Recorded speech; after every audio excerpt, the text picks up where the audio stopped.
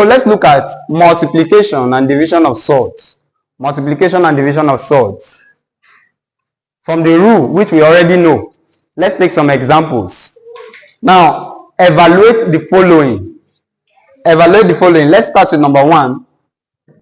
Number 1 says, evaluate root 2 times root. This is just simple. Without solving, you can even get the answer.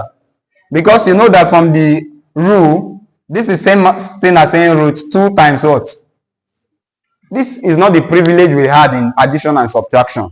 We didn't have this privilege in addition and subtraction. But here we can just merge two of them. So this will give us what? Root what? 12, right? I know that root 12 is equal to 4 times what? Root 4 times 3, right? And root 4 is what? So this is 2 root what? That's all. That's everything.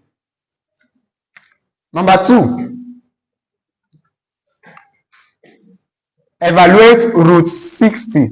If they say evaluate or simplify, same thing they are saying. Now, root 60 here is same thing as what? Root what? 4 times what? 15. 4 times 15. Is this the highest perfect square? To find perfect square, this is the best way you can do it. Just put your 60 here. 2 goes into 60 how many times? 2 goes into 30 how many times? 15. What can go into 15? Okay, 3 goes into 15 how many times? Then 5 go, right? This is what you were taught how to check your LCM, right? So this alone will give you a perfect square. If you have 2 things, you will have a perfect square. 2 times 2, 4. Get a perfect square. Now, in this case here, square root of 4 is what? So this is 2 root 15. Is there any way we can simplify 15? 5 times 3, we don't have any perfect square there. So this is our answer. Let's look at number 3. Number 3 says evaluate root 3 times root 3. Root 3 times root 3. You cannot solve this because you know that root 3 times root 3 is the same thing as saying root 3 times 3, right? Which is the same thing as root what? 9. And 9 is a perfect square, so the answer is what? 3. Now, generally, anytime you have root A times root A, the answer is A. Root 100 times root 100 equals to what?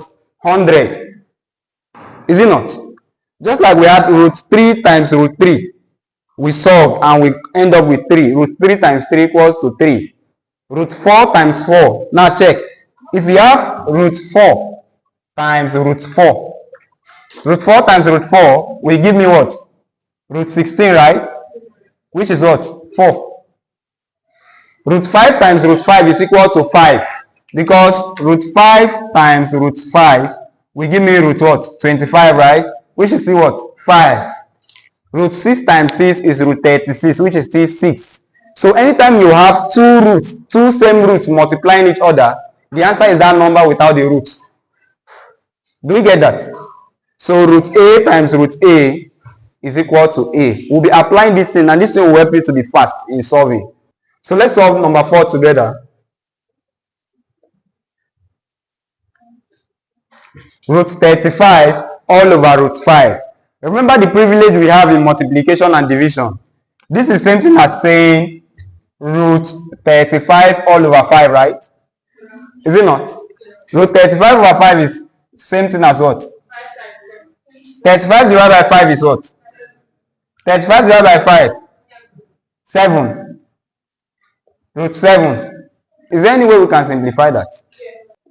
Another method you can use here, you can decide to work on them separately. Root 35 is same thing as what? Root 7 times root what? 5, right? Because 7 times 5 is 35. All over root 5. Root 5 cancels root 5. You're left with root 7, which is what we got there also. Any method you're okay with is good. The last one here, number 5. root 17 all over 4. Now in this case, if you divide 17, can we look up please? If you do 17 divided by 4, you will not have whole number, right? You have decimal, so don't divide yet. Now, this thing, you agree with me, is the same thing as saying root 17 all over root 4, right? Is it not? The same thing. I know 4 is a perfect square. So we can have root 17 all over what? Root 4 is what? 2. This is our answer. Or you can do half root 17. This is our answer.